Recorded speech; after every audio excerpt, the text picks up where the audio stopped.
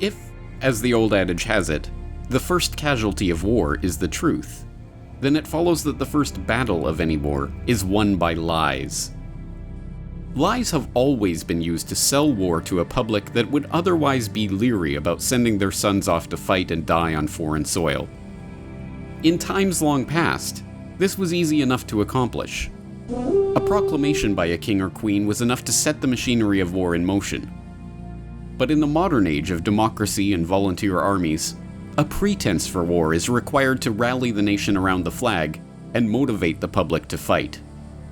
That is why every major conflict is now accompanied by its own particular bodyguard of lies. From false flag attacks to dehumanization of the enemy, here are all the examples you'll need to debunk a century of war lies. This is the Corbett Report.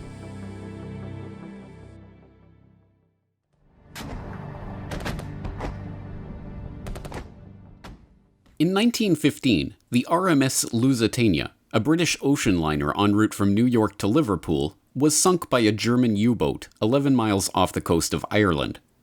The ship's sinking, which resulted in the death of 128 of the 139 Americans aboard, became a symbol of German evil and helped psychologically prepare the US public for their country's eventual entry into World War I. But every facet of the story of the Lusitania, as it has been presented to the public, was a deliberate lie or a lie by omission. The boat was not a purely civilian vessel carrying 3,813 40-pound unrefrigerated containers of cheese and 696 containers of butter, as the official manifest held, but gun cotton, in keeping with the shipment's stated destination, the Royal Navy's weapons testing establishment. It was not sunk by the German torpedo boat, but by secondary explosions from the munitions the ship was illegally carrying. It was not the victim of a cowardly German surprise attack. The German embassy placed a warning notice about the Lusitania in 50 American newspapers right next to Cunard's own listings. And the American ambassador to England at the time, Walter Hines Page, wrote to his son 5 days before the ship was sunk, asking, "If a British liner full of American passengers be blown up, what will Uncle Sam do? That's what's going to happen." So what did the official cover-up of the incident conclude?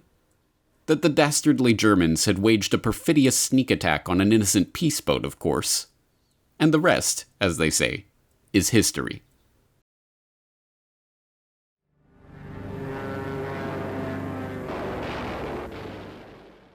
A little over 2 decades later, America's entry into World War II came when the Japanese attacked Pearl Harbor in December 1941, killing over 2,400 American servicemen and civilians. But far from an unprovoked sneak attack, as the official government-approved history would have you believe, Pearl Harbor is best understood as a conspiracy to motivate the American public for war by first provoking and then allowing a Japanese strike on American targets. This is not even a controversial idea. It was commonly understood and discussed by many in the Roosevelt administration at the time. Henry Stimson, the U.S. Secretary of War, noted in his diary that just the week before the attack, President Roosevelt had told him, "We were likely to be attacked perhaps as soon as next Monday," and then solicited Stimson's advice on how we should maneuver them, the Japanese, into the position of firing the first shot without allowing too much danger to ourselves. Around the same time, Roosevelt sent a message to all military commanders stating that the United States desires that Japan commit the first overt act. So how did FDR and his administration provoke the Japanese into attacking? In late 1940, Roosevelt ordered the United States fleet to be relocated from San Pedro to Pearl Harbor. The order incensed Admiral James Richardson, Commander-in-Chief of the U.S. fleet, who complained bitterly to FDR about the nonsensical decision. It left the fleet open to attack from every direction. It created a 2,000-mile-long supply chain that was vulnerable to disruption, and it packed the ships in together at Pearl Harbor, where they would be sitting ducks in the event of a bombing or torpedo raid. FDR, unable to counter these objections, went ahead with the plan and relieved Richardson of his command. Then, in June 1941, Secretary of the Interior Harold Ikes wrote a memo advising FDR to embargo Japanese oil in order to goad them into war. There might develop from the embargoing of oil to Japan such a situation as would make it not only possible, but easy to get into this war in an effective way. Roosevelt followed 3 weeks later with an order seizing Japanese assets in America and effectively preventing Japan from purchasing much-needed American oil, which at that time accounted for 4/5 of Japanese oil imports. The provocations had their intended effect, and the Americans listened in on Japanese war preparations via radio. They received warnings of an imminent attack from diplomatic officials and military attachés. The attack was even predicted by the Honolulu Advertiser days before it happened. But all of these warnings were ignored. Even today, nearly 80 years after the events, new documents and memos continue to be found showing more warnings that Roosevelt and his administration deliberately ignored in the run-up to the attack. FDR got his wish. The Japanese attack was successful. 2,400 Americans died, and the nation, outraged, responded by rallying around the flag and jumping enthusiastically into war.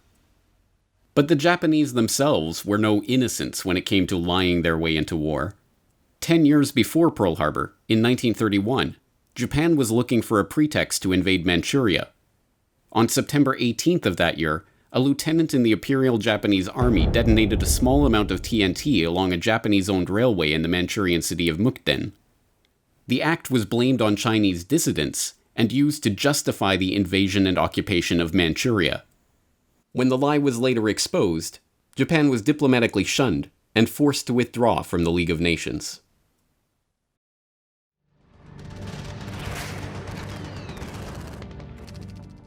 The League of Nations fell apart precisely for its inability to prevent World War II.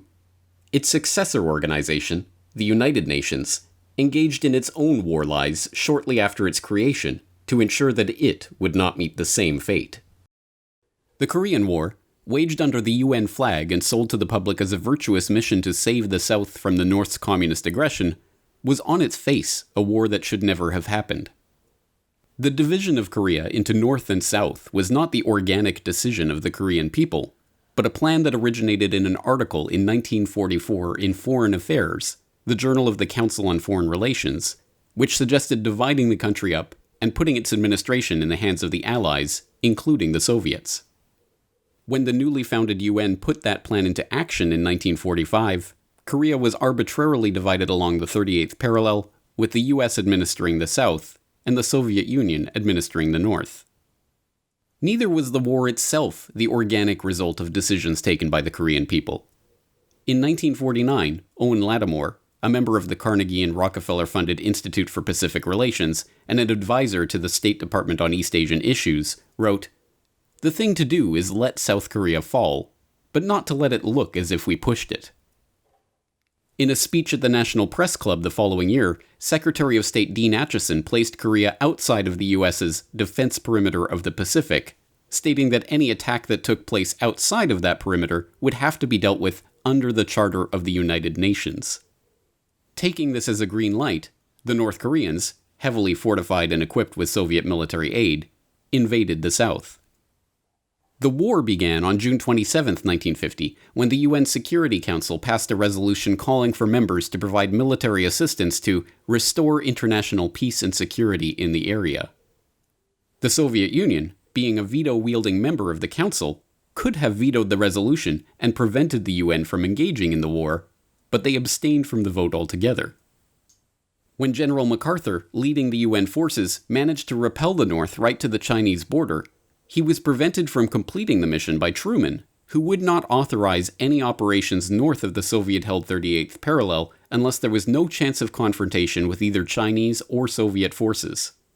MacArthur, shocked by this development, wrote in a letter years later, "Such a limitation upon the utilization of available military force to repel an enemy attack has no precedent either in our own history or, so far as I know, in the history of the world. To me, it clearly foreshadowed the tragic situation which has since developed and left me with a sense of shock I had never before experienced in a long life crammed with explosive reactions and momentous hazards." In the end, the bloody Korean conflict ended not with a peace deal, but a ceasefire. Not with the reunification of the Korean peninsula, but with the establishment of a demilitarized zone to keep them separated. Nearly 3 million civilians died during the fighting, and the country was torn to pieces, all in the name of a military action under the UN flag that should never have escalated into war in the first place.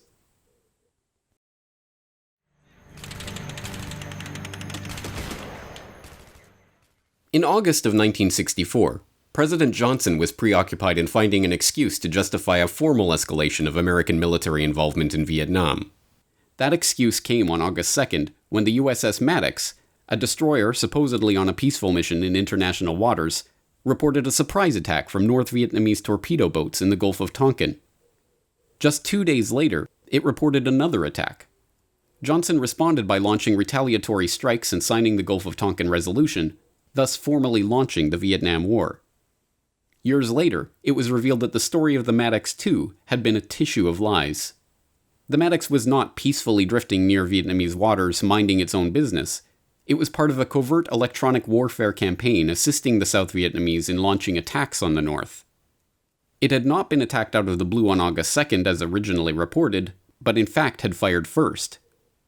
And, as even the NSA's own internal publication, made available to the public for the first time 40 years after the incident, concluded, the second attack on August 4th had never taken place at all. But these were mere details, and just like the facts about the Lusitania and Pearl Harbor, these details were suppressed long enough for the event to have its intended effect, rallying the public for war.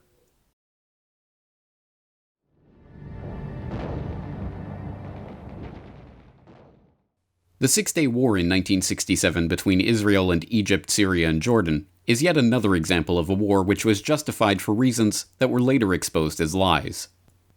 When Israel launched an attack on Egypt's airfields on the morning of June 5th, they initially claimed that it was a defensive strike and that Egypt had struck first. But this was an easily proven lie, and the claim was quickly dropped. Next, they claimed that the attack was preemptive self-defense, and that Egypt and its Arab allies had been preparing to strike Israel.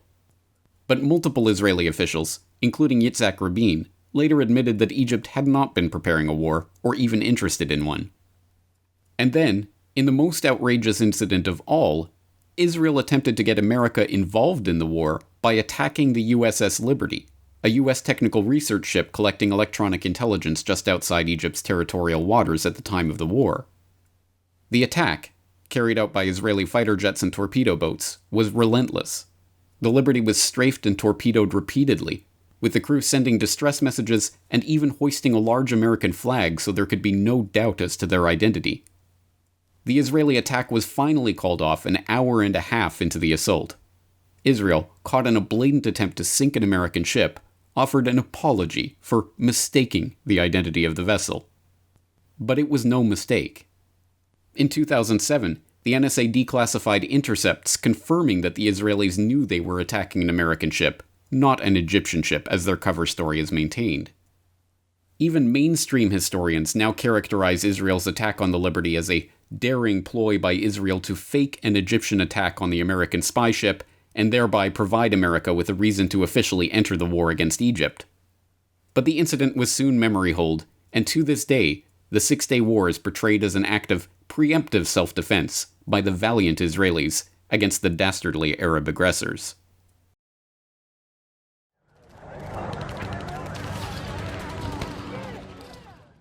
By the 1990s, the post-Vietnam public was growing increasingly wary of calls for war in far-flung corners of the world and countries many had never heard of. And so it was that in 1990, when the politicians and their deep state controllers required the American public to be motivated to wage war against Iraq for its invasion of Kuwait, they hired a literal PR firm to sell an even more brazen set of lies to Joe Sixpack and Jane Soccer Mom. The most famous of these lies revolved around Nayira, a young Kuwaiti girl who sparked international headlines for her shocking testimony before the Congressional Human Rights Caucus in October 1990. In a tear-stained speech, she told a harrowing story of the horrors she witnessed being committed by Iraqi soldiers at a Kuwaiti hospital where she was volunteering. The second week after invasion, I volunteered at the Al-Adan hospital with 12 other women who wanted to help as well. I was the youngest volunteer. The other women were from 20 to 30 years old. While I was there, I saw the Iraqi soldiers come into the hospital with guns. They took the babies out of the incubators, and left the children to die on the cold floor. It's difficult today to understand just how important this testimony was in setting the tone of the debate about whether America should commit military forces to defend Kuwait. It was reported breathlessly on the evening news, and it was repeated by President Bush on not one or two occasions, but 6 separate times in the lead-up to war. Babies pulled from incubators and scattered like firewood across the floor. And they had kids in incubators, and they were thrown out of the incubators so that Kuwait could be systematically dismantled. Then, when the Gulf War resolution was making its way through the House, the incubator story was raised in Congress. Now is the time to check the aggression of this ruthless dictator whose troops have bayoneted pregnant women and have ripped babies from their incubators in Kuwait. And then again in the Senate. The vote passed, and combat operations formally began in January 1991. The only problem? Nayirah was not some anonymous Kuwaiti girl, but, as a subsequent CBC investigation discovered, she was Nayirah al-Sabah, daughter of Saud al-Sabah, the Kuwaiti ambassador to the United States. Her testimony had been written for her by Hill & Knowlton, a PR company hired by the Kuwaiti government-supported AstroTurf organization, the Citizens for a Free Kuwait, to help sell the Gulf War. And the Congressional Human Rights Caucus that held the hearing where Nayirah gave her testimony? It was later found to be a Hill & Knowlton front itself.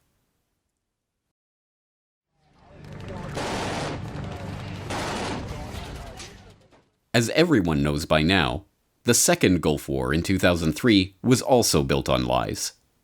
We all remember the lies about Saddam's WMDs and the way that story was sold to the public by Colin Powell at the UN. But this time, the media took the driver's seat in the campaign to sell the war to the public. The New York Times led the way with Judith Miller's now infamous reporting on the Iraqi WMD story, now known to have been based on false information from untrustworthy sources. But the rest of the media quickly fell into line, with the NBC Nightly News asking, what precise threat Iraq and its weapons of mass destruction pose to America? And Time debating whether Hussein was making a good faith effort to disarm Iraq's weapons of mass destruction. Reports about chemical weapon stashes were reported on before they were confirmed, although headlines boldly asserted their existence as indisputable fact. And any media personality that showed skepticism about the claims being made, even wildly popular ones like Phil Donahue, host of MSNBC's then highest-rated program, were summarily removed from the air. Scott Ritter is here, and so is Ambassador Butler. You had Scott Ritter, former weapons inspector, who was saying that if we invade, it'll be a historic blunder. Yes, but we didn't have him alone.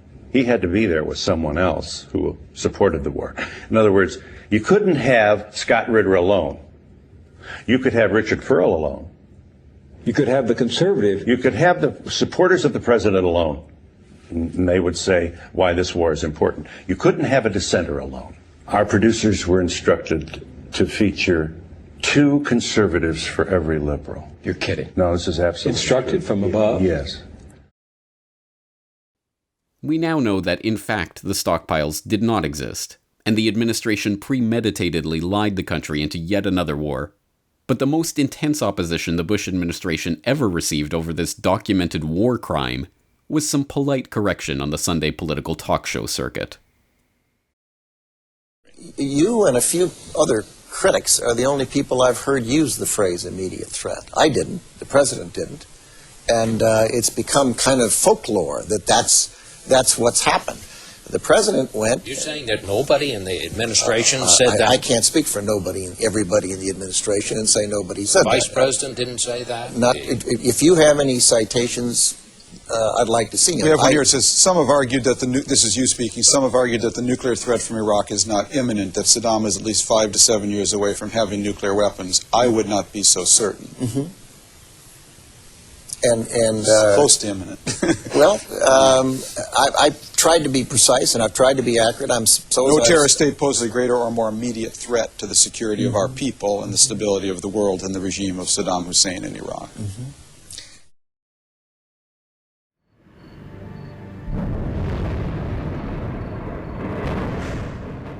The WMD story blew up in the neocons' face shortly after the war, but by that time they had already succeeded in their plan to reshape the Middle East. But for the would-be controllers of public opinion, a valuable lesson was learned. Human rights and protecting the innocent is a more effective lie to sell to the public to motivate them for war. So when it came time to sell the war on Libya to the public, the UN-backed, NATO-led aggressors once again donned the cloak of human rights by turning to none other than the UN's Human Rights Council. The process that launched the intervention was begun by a coalition of 70 non-governmental organizations, which issued a joint letter urging the UN to suspend Libya from the Human Rights Council, and for the Security Council to invoke the so-called responsibility to protect principle in protecting the Libyan people from alleged atrocities being committed by the Libyan government.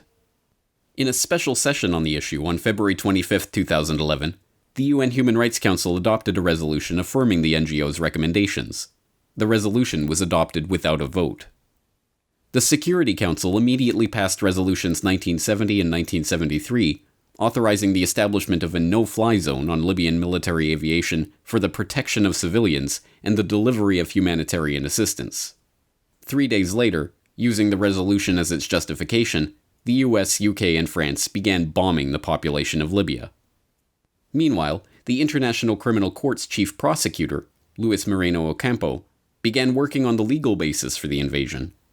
He drafted the request for the court's judges to issue an arrest warrant for Gaddafi for crimes against humanity. Although NATO forces were already engaged in an invasion of the country on the basis of undocumented allegations by a group of NGOs, Moreno Ocampo's request was not issued until May 16th.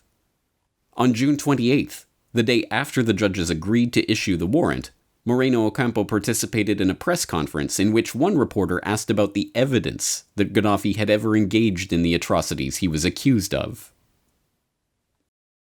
I advise you to read the application of the prosecutor's office, many pages, I think it was 77 pages. We describe in detail the facts, most of it is public, and the judges also decided analyzing the evidence. So, of course, we are prosecutors and judges, so we rely on facts. So we prove the crimes. That's what we did. Although the document that Moreno Ocampo urges the public to read to understand the evidence of Gaddafi's crimes is indeed public, and is 77 pages long, the version made available to the public has been heavily redacted. In fact, of the 77 pages, 54 of them have been redacted, comprising the entire section of the document dealing with the evidence for the charges themselves. The most sickening part of this war lie is just how obvious it was. No one involved in this charade cared about the well-being of the Libyan people. Not the press, not the politicians, not the ICC prosecutors. And as a result, today, 7 years after the destruction of Libya at the hands of the United Nations-sanctioned NATO saviors, open-air slave markets are running in the country that the human rights crusaders once pretended to care about.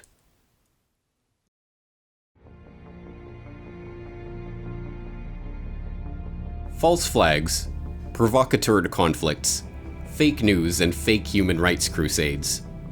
Throughout the last century, a host of methods have been employed to keep the public playing the military-industrial complex's game. And over that century, the blood of untold millions has flowed as a direct result of these war lies. Truth is the first casualty of war, as they say. But if we desire peace, then we must confront the liars with our knowledge of these war lies. And armed with this truth, the public finally stands a chance of stopping the next war before the warmongers can conjure it into existence.